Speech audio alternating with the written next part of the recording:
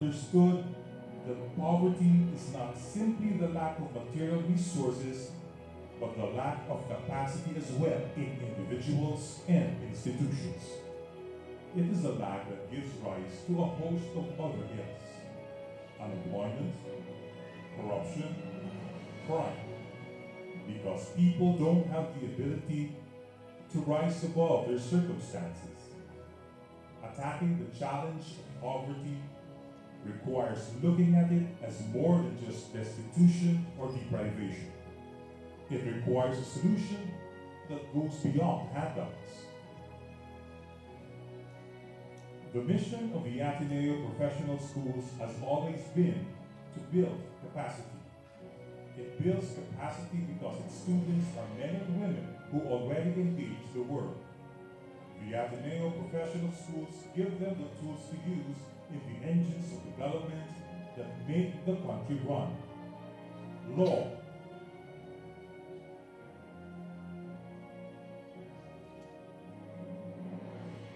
business,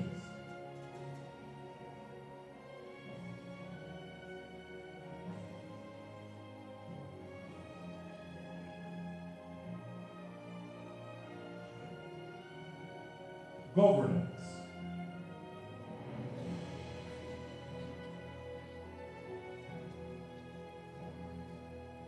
health of persons, community, and country.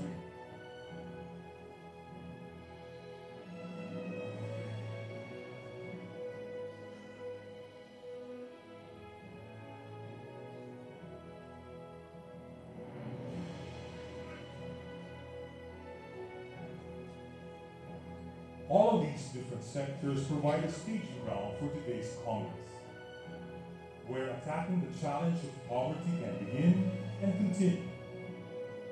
The Herculean task of rebuilding is an ongoing process that goes beyond the day's events. It is a process that you will see in the stories of people like Sonia Lorenzo's San Isidro story of building integrity. Lidia Sarmiento Enriquez's journey to connecting business and communities through corporate social responsibility.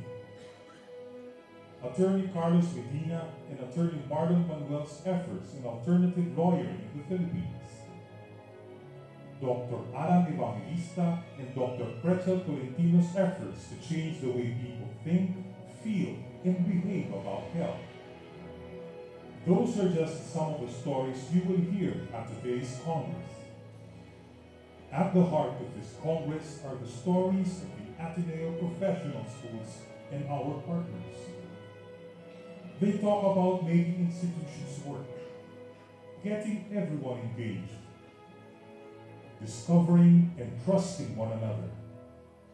They reveal the goodness and giftedness in the Filipino, waiting to be uncovered. Come journey with us, capture the substance and spirit of our people's stories, and together let us put them to the task of building the nation.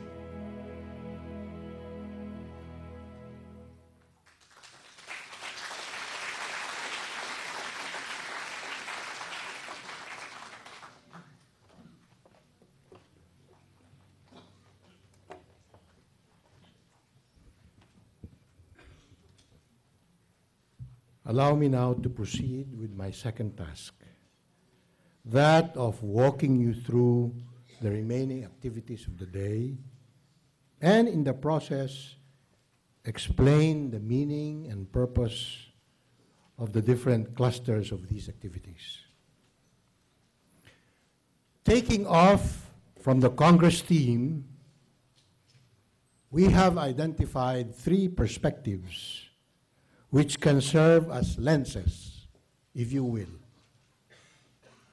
by which to understand more concretely the task of building human capacity as a way of meeting and addressing the challenge of poverty.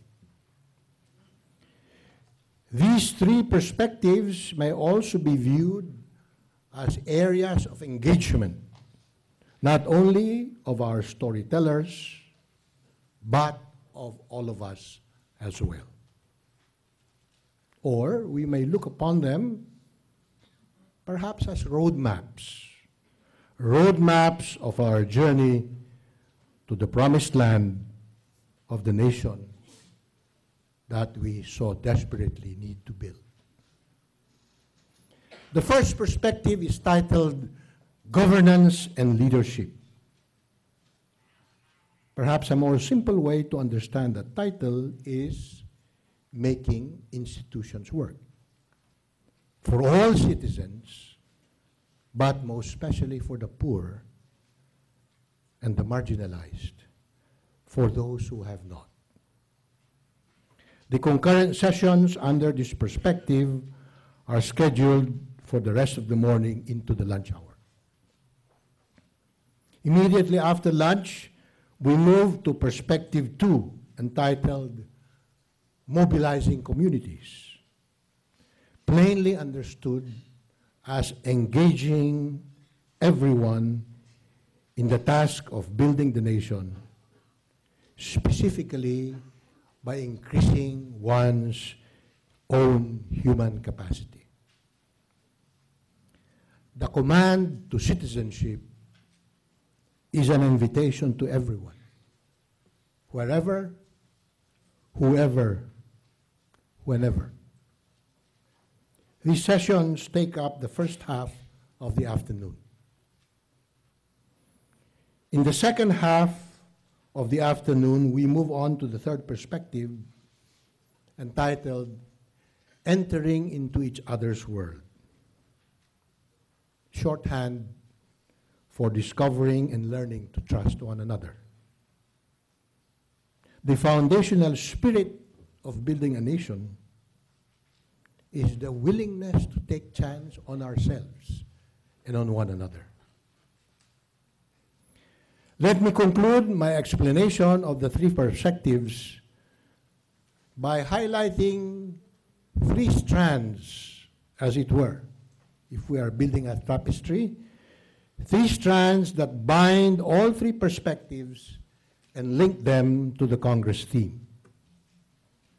The first strand is that building human capacity is not just about individuals, but most importantly for us in this society, historically, sociologically, and culturally,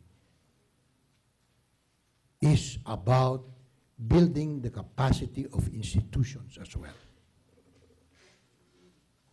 Related to that first strand is the second strand of doing capacity building systematically and systemically. Systematically means with logic, with reason, with rigor, with discipline, and all pointed to outcome. Systemically means covering all the bases, recognizing all the dimensions, understanding that in the scheme of life and living, all things are interrelated and integrated. And the third strand is that which ties everything about this Congress. Its intention, its rollout today, and the true measurement of its achievement, which can only take place as we move away in time and space from today's event. It is especially in recognition of this third strand that the exhibit booths have been put up in the atrium fronting the chapel, one floor above this auditorium. They complement the storytelling sessions. They provide a venue where all of us can connect to mobilization for action. They are there to provide a capture of the front lines in full, vibrant, and living color. Right after this primary, we will formally open them. Finally, to cap today's events, we will all reconvene back here in the auditorium for our beloved University President, Father Ben, to bring together all of the profound sharing and rich learnings that I am confident